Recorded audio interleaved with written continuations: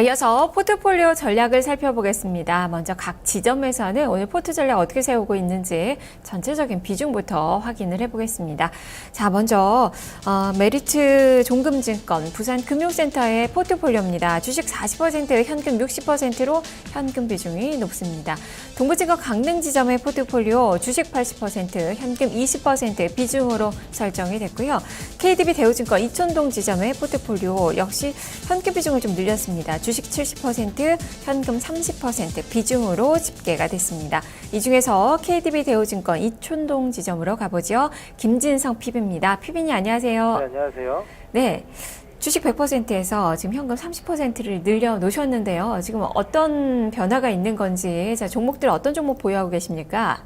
네, 지금 전체적으로 종목들 비중 조절을 했습니다. 사실 이제 수익이 좀 났던 종목들 계속 꾸준히 끌고 왔었는데 타이밍이 조금 늦은 느낌은 있지만 지금 최근에 조정이 좀 기간 조정으로 갈 수 있을 것 같아서 종목별로 좀 비중 조절을 했고요. 그래서 제일모직을 20% 정도 갖고 있었는데 10% 줄여서 10% 줄였고요. 현대글로비스는 15% 그대로 가져갑니다. 그리고 롯데케미칼 5% 정도 줄여서 10%로 비중 낮췄고요. 경남제약도 5% 정도 비중을 조절했습니다. 그리고 신규 편입 종목인 이지바이오는 10% 그대로 유지하고 있고요. 그리고 한국항공우주 10% 그대로 유지하고 있습니다. 그리고 두산인프라코어는 비중을 좀 줄여서 5%만 가져갑니다. 그래서 현금은 30% 이렇게 보유를 하게 됐습니다. 네, 여전히 종목은 7종목 변화가 없고 비중만 조절을 하신 거네요.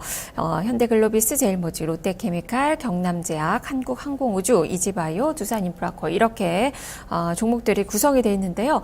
비중을 좀 조절하신 그 이후 포트 전략 오늘 어떻게 세우시는 건가요?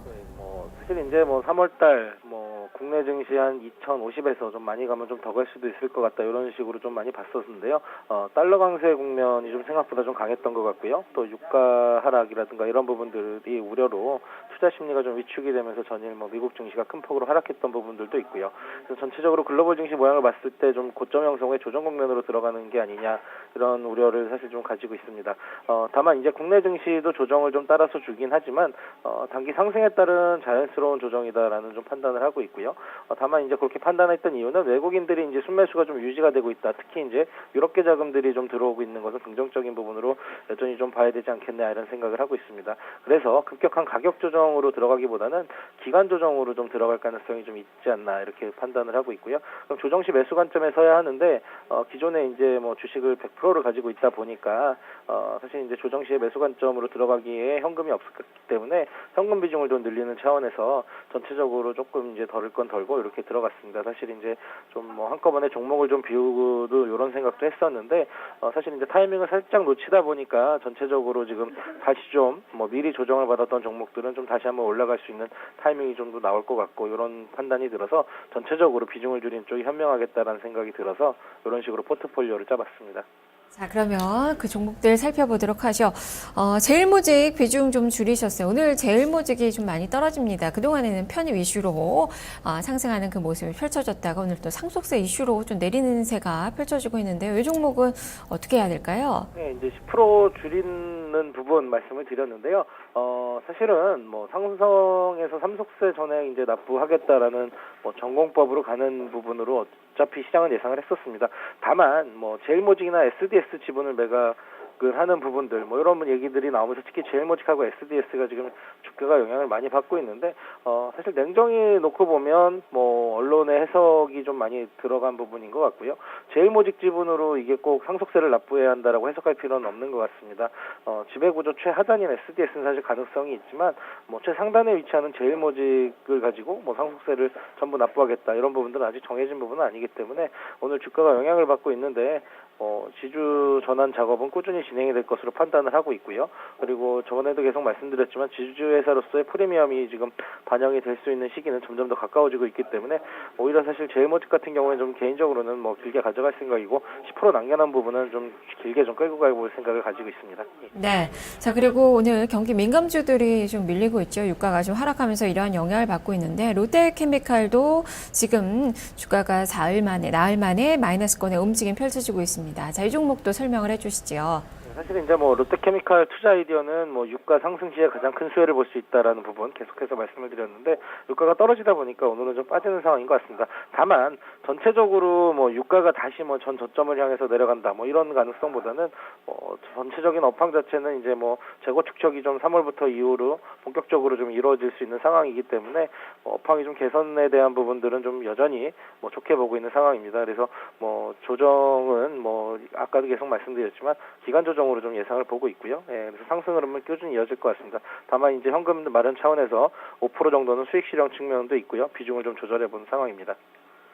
자, 그리고 경남제약과 두산인프라코어도 비중을 좀 조절하셨는데 경남제약이 어제 좀 많이 어려웠습니다.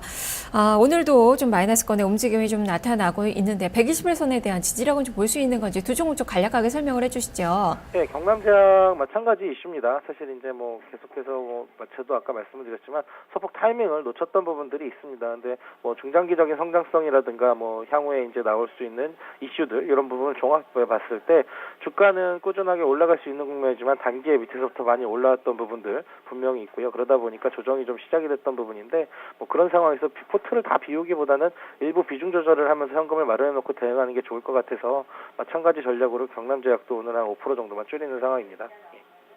자, 그리고 이 종목들, 많은 종목군들을 좀 가지고 계시는데요. 그래도 현금을 좀 늘리셨어요. 지금 30%로 현금을 만들어 놓으셨는데 편입 관심주가 있으실까요? 네, 지금 편입 관심주로 보고 있는 종목들, 뭐, 지금 네이버하고 오스템 임플란트 이렇게 보고 있습니다.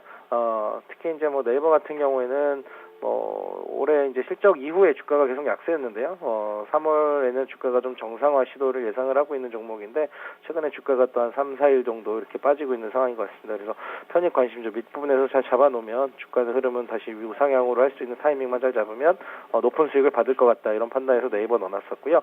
그리고 경기 민감주들하고 바이오 종목들, 뭐 이런 종목들이 어떻게 보면 최근에 핫했던 종목들인데, 특히 이제 바이오 종목들 조정 이후에 다시 한번 올라갈 수 있는 타이밍이 될 것 같습니다. 그중에서 오스템 임플란트 관심 종목으로 보고 있고요. 어르신 임플란트 급여 정책 수혜 예상되고 있고 해외 자회사들 실적은 돌아서는 모습들이 좀 많이 포착이 되고 있다. 이런 리포트들이 많이 있는 상황이어서 두 종목 관심 가지고 보고 있습니다. 네, 알겠습니다. 말씀 잘 들었습니다. 네, 감사합니다. 네, 지금까지 김진석 PB의 포트 전략 살펴봤습니다.